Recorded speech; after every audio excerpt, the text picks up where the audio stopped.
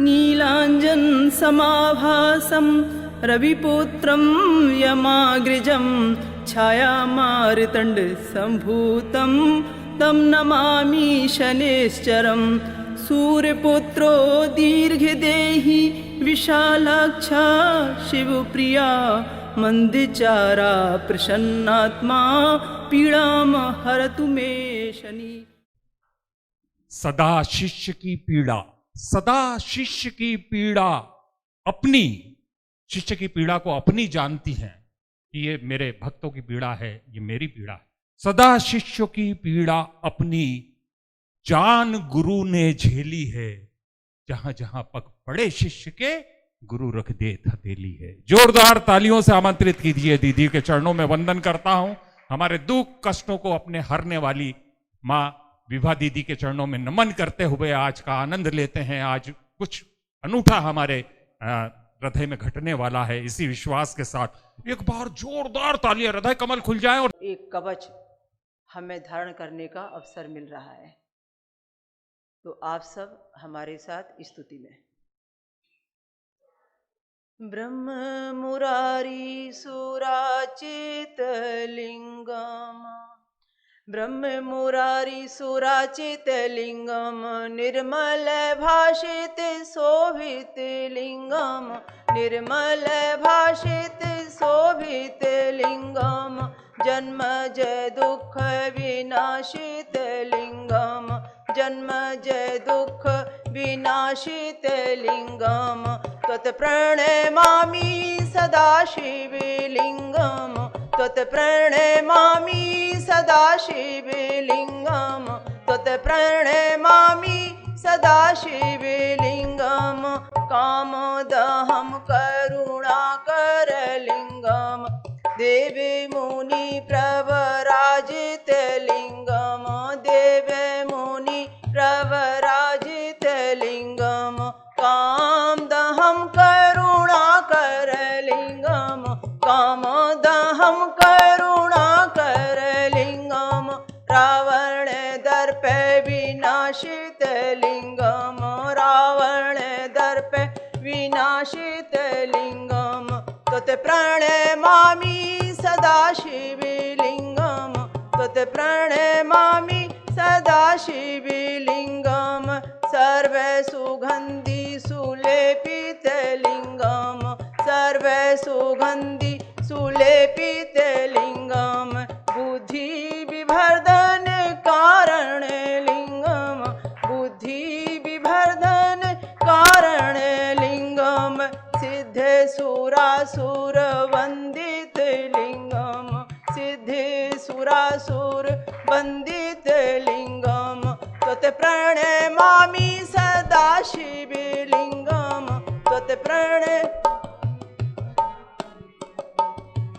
कनक महामणि भूषित लिंगम, फणिपति वेष्टित शोभित लिंगम, कनक महामणि भूषित लिंगम, फणिपति वेष्टित शोभित लिंगम, दक्ष सुयज्ञ विनाशित लिंगम, दक्ष सुयज्ञ विनाशित लिंगम, त्वत्प्रणमामि सदा शिवलिंगम, त्वत्प्रणमामि सदा, त्वत्प्रणमामि सदा शिवलिंगम, त्वत्प्रणमामि, कुंकुम चंदन लेपित लिंगम, कुंकुम चंदन लेपित लिंगम, पंकज हार सुशोभित लिंगम, पंकज हार सुशोभित लिंगम, संचित पाप विनाशक लिंगम, संचित पाप विनाशक लिंगम, त्वत्प्रणमामि सदा शिवलिंगम, त्वत्प्रणमामि सदा शिवलिंगम, त्वत्प्रणमामि, देवी गणार्चित सेवित लिंगम, देवी गणार्चित सेवित लिंगम, भावे रे भक्ति भीर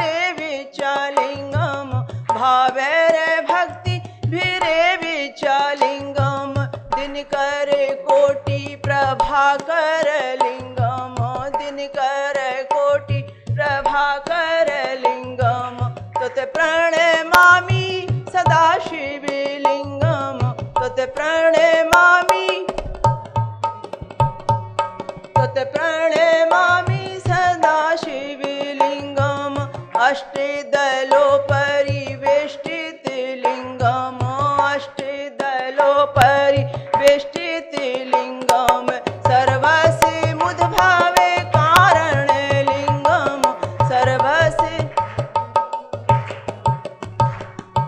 अष्टदरिद्र विनाशित लिंगम अष्टदरिद्र विनाशित लिंगम तत् प्रणमामि सदा शिवलिंगम तत् प्रणमामि सदा शिवलिंगम तत् प्रणमामि सदा शिवलिंगम सुरगुरु सुरवर पूजित लिंगम सुरगुरु सुरवर पूजित लिंगम सुरवने पुष्प सदार्चित लिंगम प्रात्मक परमात्मक लिंगम प्रात्मक परमात्मक लिंगम तत् प्रणमामि सदा शिवलिंगम तत् प्रणमामि सदा शिवलिंगम तत् प्रणमामि सदा शिवलिंगम। ओम नमः शिवाय। आप सभी 1 मिनट के लिए रीढ़ की हड्डी सीधी करके बैठेंगे। आज के अमृत कथा का संकल्प आपकी जिंदगी में चल रहे शनि महाराज के समय की शुभता के लिए और आपकी जिंदगी में आज से एक नए परिवर्तन के लिए। ज्ञान हमेशा विवेक के तीसरे नेत्र को खोलता है और शनिदेव का समय व्यक्ति का निर्माण करता है। रीढ़ की हड्डी सीधी करके बैठें। मैं जो आपको संकल्प करा रही हूँ कल की तरह आज का शनि कथा महात्मा का पुण्य फल आप किस खाते में देना चाहते हैं, किस पर विजय पाने के लिए देना चाहते हैं, किसके समाधान के लिए देना चाहते हैं और किस कष्ट के निवारण के लिए कवच बनाना चाहते हैं, यह खाता आज आपको खोलना है। यदि बैठने में तकलीफ बहुत ज़्यादा नहीं है तो समाधि अवस्था में सुखासन में भूमि पर ही बैठना चाहिए। जितना कष्ट हमें भूमि पर बैठने से होगा उससे ज़्यादा कष्ट आने वाले समय का कट जाएगा। आप सब सामने देखते हुए राइट हैंड को ऊपर लेफ्ट हैंड को नीचे रखकर रीढ़ की हड्डी के साथ में पूरे 7 चक्रों को स्ट्रेट रखकर आप वह दोहराएं जो मैं आपसे दोहराने को बोल रही हूँ। आज हम जो विषय लेने जा रहे हैं, जो आगे का विषय है, वो विषय आपने कहीं भागवत कथाओं में सुने होंगे। अलग अलग तरीके से उनको अलग अलग प्रसंग सुनाने वालों ने कथा कहानियों के रूप में सुनाया होगा, पर जिस रूप में मैं आपको बताने जा रही हूँ उसका संबंध शनिदेव से जुड़ा हुआ है। इसलिए प्रसंग थोड़ा सा अलग है पर बहुत ज्ञानवर्धक है। एक बात आपको समझनी है, जितने प्रसंग आज मैं बताने जा रही हूँ वो सब आपने सुने होंगे, बस सुनने का तरीका शनि प्रधान है।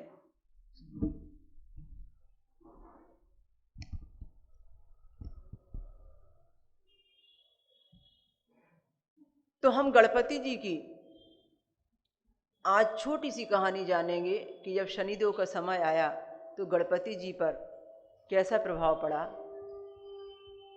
छोटा सा प्रसंग हम जानेंगे।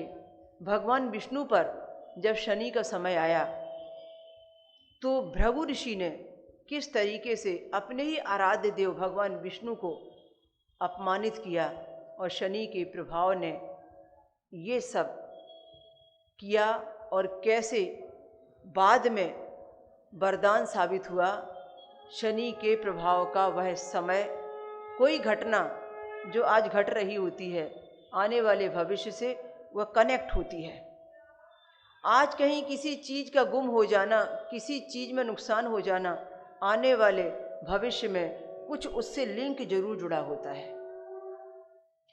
तो जो भी प्रसंग ये आप सुनेंगे, हमारे जीवन में घटने वाले वो प्रसंग है कि हम समझते हैं ये हमारे साथ बहुत बुरा हुआ, पर बाद में हमें लगता है ये बुरा नहीं हुआ होता तो आज जो अच्छा देख रहे हैं वो कभी देखने को नहीं मिलता। हर प्रसंग से ये सीखने को मिलता है कि जो होता है वो अच्छे के लिए ही होता है, बुरा तो कुछ होता ही नहीं है। हमें हमेशा पॉजिटिव सोचना है। और प्रसंगों में आप जानेंगे कि अहंकार को ही शनि पीड़ा लगती है, तो हम अहंकार से कैसे बच के रहेंगे ये भी आपको समझना है। राजा बलि की कहानी, वामन अवतार की कहानी आपने जरूर सुनी होगी। वह कैसे शनि पीड़ा से प्रभावित हुए। आपने लक्ष्मी जी और शनिदेव का प्रसंग भी जरूर सुना होगा। आज एक छोटा सा अनुष्ठान आपको सिखाऊंगी जो वेदों से संबंधित है, गायत्री मंत्र से और लक्ष्मी जी से संबंधित है, जो मैंने मेरे शनि पुराण के 5वें अध्याय में सुनाया है, लोगों को बताया है, सिखाया है। शनि पुराण के 6वें अध्याय में आपको दधीचि ऋषि की कहानी से पता चलेगा कि शनि के प्रभाव से कैसे दधीचि को अपनी देह का त्याग करना पड़ा और दधीचि अमर हो गए। आपको पिप्लादिन ऋषि से संबंधित कहानी सुनने को मिलेगी। और ये शनि स्तोत्र जिससे हम पाठ, पूजा, विधि विधान, शक्तिपात आदि किया करते हैं, ये पिप्लादिन ऋषि की देन है। और कैसे पिप्लादिन ऋषि ने ये सब रचा। ये जो मैं आपको बताने जा रही हूँ इसमें मेरा कुछ भी नहीं है, ना कोई मनगढ़ंत है और ना कोई रची गई गाथा है। ये जितना भी आपको कल सुनाया या आज सुनाने जा रही हूँ, ये सब कहीं ना कहीं किसी ऐतिहासिक पौराणिक ग्रंथ से लिया गया है। हाँ, इतना है कि सागर से मोती खोजे गए हैं, जहाँ जहाँ जिस रूप में शनिदेव का प्रसंग था और ऐसा प्रसंग था जो मान्य किया जा सकता था, जो आपत्तिजनक नहीं था, वो प्रसंग हमने लिया और उसे कलेक्शन किया संस्कृत स्त्रोतों के साथ में। हाँ, उसमें ज्ञान कहाँ छुपा था, उसमें शनिदेव का रोल किस जगह था, वो ज्ञान मेरा है जो मैंने उसके साथ जोड़ा। तो सबसे पहले आते हैं गणेश जी के साथ जुड़े हुए प्रसंग से। हम सब जानते हैं कि हम गणेश चतुर्थी का साल में वो दिन भी मनाते हैं जब कई स्थानों में गणपति जी का स्थापन होता है, उनको बिठाया जाता है, या 7, 8, 10 दिन के बाद में विसर्जन भी किया जाता है। ऐसा क्यों करते हैं वो तो करने वाले ही आपको बताएंगे, पर जो होता है, जो हो रहा है, वो मैं आपको बताती हूँ कि चतुर्थी साल में जन्मोत्सव के रूप में गणपति जी की आती है। अब वो चतुर्थी जो आती है उससे जुड़ा हुआ एक प्रसंग है। अब प्रसंग अलग अलग तरीके से हैं, पर मैं उसे सरल करके आपको बता रही हूँ। हुआ ये कि गणेश जी का जन्मोत्सव मनाया जा रहा था। माता पार्वती ने बोला भोले शंकर से, आपने सबको निमंत्रण दिया है, शनिदेव को भी निमंत्रण दिया है, और शनिदेव तो आपके बड़े लाडले शिष्य हैं, वो तो पहले से आकर बैठे हैं। पर मैं देख रही हूँ इतनी देर से कि शनिदेव आकर तो बैठे हैं, पर एक कोने में जाकर बैठे हैं, ना उठते हैं, ना सर उठाते हैं, ना बात करते हैं, और ना मेरे गणपति जी को आशीर्वाद देते हैं। मेरे गणेश को आशीर्वाद देने के लिए शनि को आना चाहिए। आप बोलिए ना अपने शिष्य से, आप कहिए, शनिदेव से कहिए कि वो मेरे गणेश को आशीर्वाद दें। बुलाया है ना आपने जन्मोत्सव पर, यहाँ पर पिछले प्रसंग में एक बात हमने लोगों को बताई है कि शिवजी से वरदान मिला है शनिदेव को कि जिस पर तुम्हारी दृष्टि लगेगी उसका अहित हो जाएगा। शिवजी की बहुत तपस्या की है शनिदेव ने, और शिवजी तपस्या पर जब प्रसन्न होते हैं तो आंखें बंद करके कहते हैं भक्तों को मांगो क्या वरदान चाहिए। शनिदेव से भी ऐसा ही कहा, और शनिदेव ने कहा कि प्रभु मुझ पर यदि आप प्रसन्न हैं ना तो सिर्फ इतना वरदान दे दीजिए कि मेरी दृष्टि जिस पर पड़े वो मुझसे निगाह न मिला सके। मेरी दृष्टि मेरे पिता सूर्य से भी ज़्यादा शक्तिवान और बलवान होनी चाहिए, क्योंकि उन्हें तो बराबरी करनी थी अपने पिता से। भोले भंडारी ने कहा तथास्तु, ऐसा ही होगा। फिर क्या था, शिवजी से जो वरदान मिला था, शनि महाराज जी फूले नहीं समाये, कहने लगे भोले भंडारी आपने कह दिया और मैंने मान लिया, ऐसा मैं हूं नहीं। मुझे तो आपको प्रमाणित करके देना पड़ेगा कि हकीकत में मेरी दृष्टि में इतना तेज और इतना विकराल और इतनी क्षमता, इतनी शक्ति है कि लोग मुझसे निगाहें नहीं मिला सकेंगे। इसलिए मुझे तो परीक्षण करना है इसका। शनिदेव को वरदान दिया भोले शंकर ने कि जिस पर भी तुम्हारी दृष्टि पड़ेगी उसका अहित होगा, वह तुमसे तेज तुम्हारा इतना होगा कि निगाह नहीं मिला पाएगा। तो शनिदेव ने कहा प्रभु मुझे इसका परीक्षण लेने दीजिए, मुझे इसका परीक्षण लेना है कि वाकई में आपने जो कहा है उसमें कितनी सत्यता है, वो सत्य है भी या नहीं। और परीक्षण लेने के लिए मुझे आपसे अच्छा कोई नहीं मिल सकता, तो मैं तो आप पर ही परीक्षण करने वाला हूं।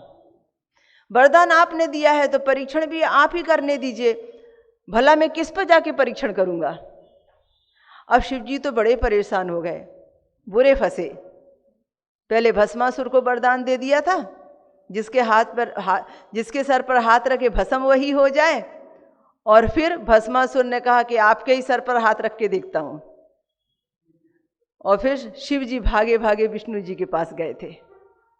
कहानी तो सबने सुनी है कि कैसे भस्मासुर भस्म हुआ था। फिर ठीक इसी तरीके से शनिदेव ने कहा कि मुझे तो आप पर दृष्टि का असर देखना है प्रभु, मुझे आप पर दृष्टि डालनी है। ये प्रसंग कल का था जो आज बता रही हूं आपको। कहने लगे शिवजी, अरे शनि तुम मेरा कुछ बिगाड़ ही नहीं सकते, क्योंकि मैं तो ठहरा औगरदानी भोले भंडारी, मेरा घर है न द्वार है, मैं तो पर्वतों पर रहने वाला हूं। है ही क्या ऐसा मेरे पास जिस पर तुम्हारी दृष्टि का असर हो सकता है? तो तुम मेरा कुछ भी बिगाड़ ही नहीं सकते। हाँ, थोड़ा सा मुझे समय दो तुम्हारे दृष्टि के परीक्षण के लिए, क्योंकि मुझे तुम्हारी माता की पार्वती की चिंता बहुत है, उस पर दृष्टि का कोई असर ना हो, इसलिए मैं कुछ दिनों के लिए तुम्हारी माँ पार्वती को मायके रवाने करना चाहता हूँ। थोड़ा सा नंदी के ऊपर भी ख्याल आता है, तो मैं नंदी को कुछ दिन के लिए कहीं रवाना करना चाहता हूँ, और मैं भी कुछ दिन और कुछ पहर के लिए भूमि में समाधिग्रस्त हो जाता हूं। फिर तुम्हारा जी चाहे तो जिस पर चाहे दृष्टि लगाओ। शनिदेव हंसने लगे, वाह भोले भंडारी, देवों के देव महादेव, अरे मैंने अभी दृष्टि लगाई ही कहाँ है, मैं तो परीक्षण की बात ही कर रहा हूं, और परीक्षण की बात ही कर रहा हूं। परीक्षण की बात सुनने मात्र से आपने निर्णय भी ले लिया कि मैं समाधिग्रस्त हुए जाता हूं और माँ पार्वती को मैके भेजे देता हूं, नंदी को रवाना कर देता हूं। फिर तो मैं मान गया, जान गया, समझ गया, आ गया अंदाजा मुझे कि मेरी दृष्टि में वाकई में कितना तेज होगा कि लोग मेरी दृष्टि की बात सुनते ही परेशान हो जाएंगे। कितना तेज होगा मेरी दृष्टि में कि लोगों को कितना डर लगेगा जब आपके जैसे परमात्मा मेरी दृष्टि से बचने के उपाय खोज रहे हैं। तो स्वाभाविक है मृत्यु लोक में इंसान तो मेरे आने की खबर सुनते ही परेशान हो जाएगा। ये तो प्रसंग था शिवजी का। गणेश जी ने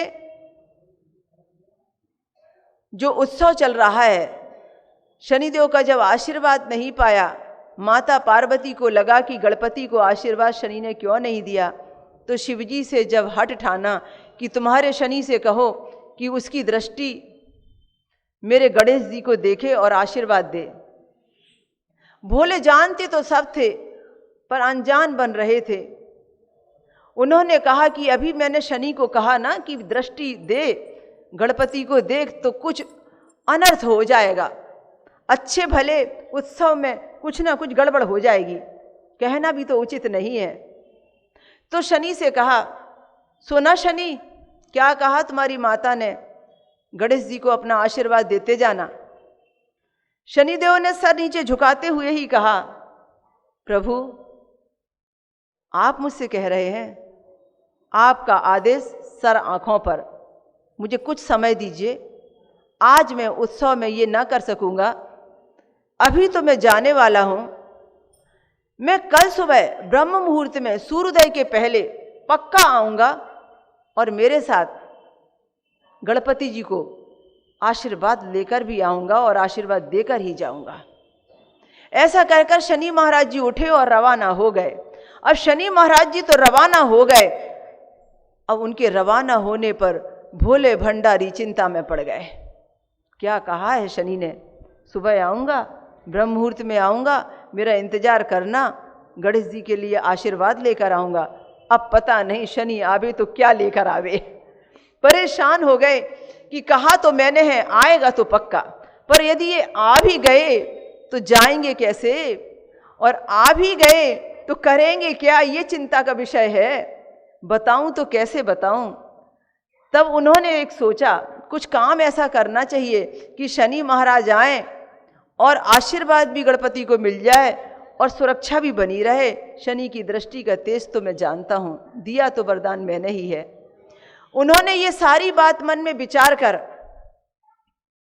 माता पार्वती से कहा, मुझे ऐसा लगता है कि मुझे ब्रह्म मुहूर्त होने के पहले मृत्यु लोक में जाना चाहिए।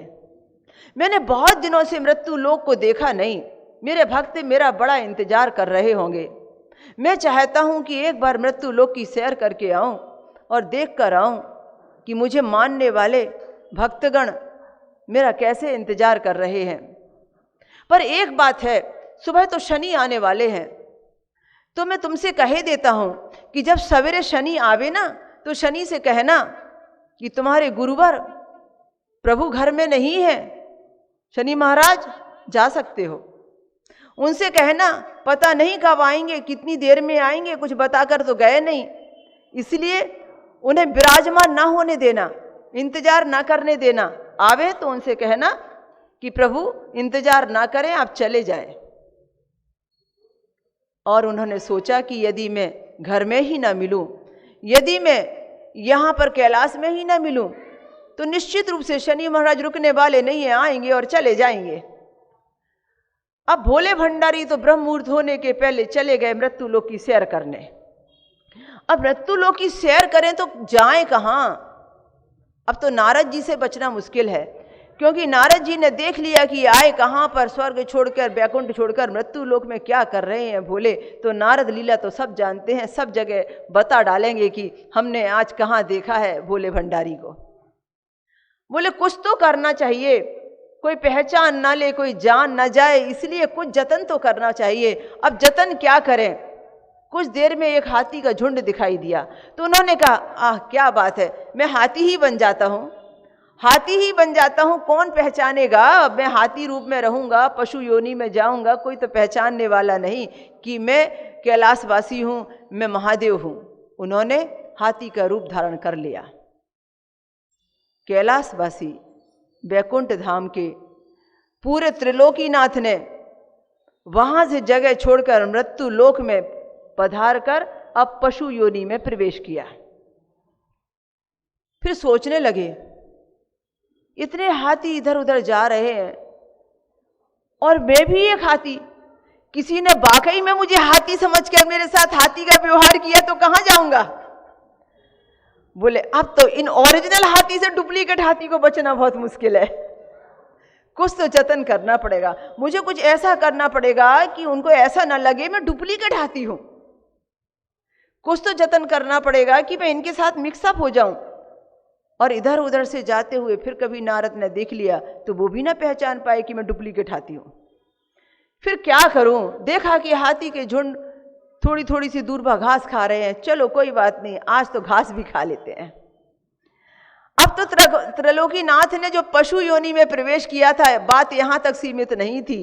अब देखिए वो घास खा रहे हैं, दूरबा घास खा रहे हैं। भोले भंडारी ने अब ये रूप भी रखा है। सुबह से दोपहर हो गई, दोपहर से शाम हो गई, मृत्यु लोक में समय का टाइम पास कर रहे हैं। आप कहते हैं ना टाइम पास करना है। इधर शनि महाराज बराबर, ये तो एक दृश्य था, अब दूसरा दृश्य, शनि महाराज बराबर ब्रह्म मुहूर्त होते ही दस्तक देते हैं, कैलाश पर जाते हैं, द्वार खटखटाते हैं, कहते हैं प्रभु मैं आ गया आपका शनि। माता ने दरवाजा खोला नहीं है। माता कहती हैं, पार्वती कहती हैं, शनि महाराज आपके गुरुवर यहाँ है नहीं, प्रभु घर पर नहीं है, बताकर नहीं गए, कहाँ गए हैं, कब तक आएंगे, आप इंतजार ना करें, आप चले जावें, प्रभु आएंगे तो मैं बता दूंगी। शनि महाराज ने कहा अरे माता गए हैं तो वापस तो आएंगे ना पक्का, पर पता नहीं है कब तक आएंगे, आप इंतजार ना करें। शनि महाराज बोले कैसी बातें करती हैं माता, अरे आया हूं तो प्रभु से मिले बिना कैसे जा सकता हूं, आया हूं तो मिलकर ही तो जाऊंगा। कोई बात नहीं, जब आएंगे तब मुलाकात होगी, तब तक मैं यहीं विराजमान हो जाता हूं। बस शनि महाराज ने धूनी रमा ली दरवाजे के पास। बोले मैं तो मिले बिना नहीं जा सकता, आएंगे तो मैं मिलकर ही जाऊंगा। अब शनि महाराज ने जो धूनी रमाई, तो जैसे कहते हैं ना कि शनि के जैसा बैठ गया व्यक्ति, शनि के जैसा लग गया व्यक्ति। तो शनि महाराज एक जगह बैठे तो 2.5 साल तक हिलते नहीं। एक राशि पर 2.5 साल की यात्रा है उनकी, पूरे 30 महीने चाहिए। अब शनि महाराज ने अपना आसन ले लिया। उन्होंने कहा जब आएंगे तो मिलकर ही जाऊंगा, क्योंकि गणेश जी को आशीर्वाद दिए बिना, वचन निभाए बिना कैसे जाना भला। अब इधर सोचते हैं महादेव कि सुबह हो गई, दोपहर हो गई, शाम हो गई, अब कौन सा शनिदेव रुकने वाले हैं, अब तो चले जाने वाले हैं, अब जाना चाहिए लौट के घर वापस। शनि महाराज कहते हैं हे प्रभु, ये जितने प्रश्न आप मुझसे कह रहे हैं, ये प्रश्न तो मुझे आपसे करना चाहिए कि आप गए कहाँ थे, आए इतनी देर से कैसे, क्या कर रहे थे, कहाँ आप समय पास कर रहे थे। आपको तो पता था मैं आने वाला हूं और गणेश जी के लिए आशीर्वाद लेके आने वाला हूं, फिर बिना मिले भला आप गए क्यों। अब शनि महाराज के प्रश्नों का जवाब देना तो मुश्किल है। भोले भंडारी बोले क्या बताऊं शनि, बड़े दिनों के बाद मुझे ऐसा लगा कि मृत्यु लोक में लोग मेरे दर्शनों को तरस रहे हैं, इसलिए मैं कुछ देर के लिए मृत्यु लोक चला गया। बोले कुछ देर के लिए, सुबह से शाम तक? बोले हाँ, फिर मैंने सोचा कि शाम ढलते ही लौट जाऊं। तो कर क्या रहे थे प्रभु? कुछ नहीं, ऐसे ही मन में भाव आया कि देखता हूँ पशु योनि में हाथी लोगों को जाने पर कैसा लगता है, मैं भी थोड़ा सा हाथी बन गया। और फिर क्या किया, नरम नरम दूरबा घास खा रहा था। जोर जोर से हंसने लगे शनि महाराज। बोले प्रभु मुझे एक बात बताओ, आप शनि के नाम से घबराकर, शनिदेव आएंगे, पता नहीं क्या होने वाला है और क्या ये करके जाएंगे, सिर्फ इतनी सी बात को सोचकर, मेरे आने की खबर मात्र सुनकर, आप देवों के देव महादेव, आप इतने सुंदर 56 भोजन, इतने सुंदर एक खूबसूरत कैलाश पर्वत छोड़कर आप मृत्युलोक में चले गए और मृत्युलोक में जाकर पशु योनि में भी वास कर गए। और इतना सब लोग पकवान लिए आपको तरसते हैं भोजन कराने के लिए, और आप वहां जाकर घास खा रहे हैं। मैं तो मान गया और जान गया कि आपने ये लीला क्यों रची है। बोले आप बार बार ये प्रमाणित कर रहे हैं कि वाकई में मेरी नज़र में बहुत अच्छे से कठोरता है, दोष है, और वाकई में मैं बहुत बलवान हूँ और मेरा आना तूफान से कम नहीं है। पर आपको पता है, आपने ही तो कहा था कि गणपति को आशीर्वाद लेके आना। तब तो आया हूँ मैं आशीर्वाद लेकर। तो मैं आशीर्वाद लेकर इसलिए आया हूँ कि अब तो आपने ही वो आशीर्वाद का क्रम बना दिया। आगे निकट भविष्य में ऐसा तो होने वाला है प्रभु कि गणपति के साथ में कुछ ऐसी घटना होने वाली है कि जब गणपति जी का सर किसी कारणवश अलग हो जाएगा, और जब गणपति के जी का सर अलग हो जाएगा तो जिस हाथी के रूप में आपने पशु योनि में प्रवेश किया था, उसी हाथी के बच्चे का सर अपने गणपति को लगाया जाएगा। और जो दूर्वा घास आपने बड़े प्यार से हाथी में बनकर खाई थी, वो दूर्वा घास ही गणपति जी को चढ़ाई जाएगी। तभी उनका सही मायने में जन्मदिन और चतुर्थी का व्रत मनाया जाएगा। इसलिए अब ये तो आशीर्वाद ही समझिए कि आज के बाद जब भी कभी चतुर्थी आएगी तो गणपति जी को ये दूर्वा चढ़ाई जाएगी और हाथी का सर उनको उस समय लगेगा जिस समय उनका सर अलग होगा और ये गजानन बनेंगे। तो ये प्रसंग अलग अलग तरीके से अलग अलग ग्रंथों में मिला। कई लोग ये भी कहते हैं कि गणपति जी का निर्माण जब हुआ था तो मालूम नहीं था महादेव को कि गणपति जी उनके बेटे हैं। इस प्रसंग में बहुत सारी भ्रांतियां थीं, और सही बात तो ये थी कि घर में यदि आपके पुत्र है तो आपको कैसे पता नहीं होगा कि आपके घर में पुत्र है। तो बहुत सारी अलग अलग भ्रांतियां थीं और अलग अलग तरीके से इसका विवेचन था। मैंने एक प्रसंग ये जो आपको सुनाया, इसका मूल ज्ञान ये था कि जब कभी भी हमारे जीवन में शनिदेव का आगमन होता है, हमारे बुरे कर्मों का और हमारे शुभ कर्मों का दोनों का लेखा जोखा हमारे सामने में आता है। जैसे कि व्यक्ति एक राजयोग सुख भोगने वाला होता है और वो सूखी रोटी खाने पर मजबूर हो जाता है। यह सब शनि की दशा, महादशा, अंतरदशा, साढ़े साती ढैये में उस समय होता है जब वो अपने प्रारब्ध भोग के लिए तैयार होता है।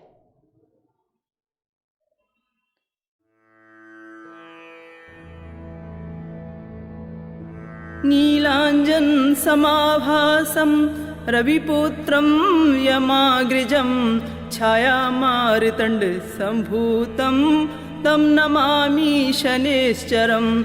सूर्यपुत्रो दीर्घदेही विशालाक्षा शिवप्रिया मंदचारा प्रसन्नात्मा पीड़ाम हरतु मे शनि। नमस्ते कोण संस्थाय पिंगलाय च नमोस्तुते। नमस्ते वभ्रुरूपाय कृष्णाय च नमोस्तुते। नमस्ते रौद्रदेहाय कालकायज्ञे। नमस्ते यम संज्ञाय शनिश्चराय नमोस्तुते। शनिश्चराय नमोस्तुते। शनिश्चराय नमो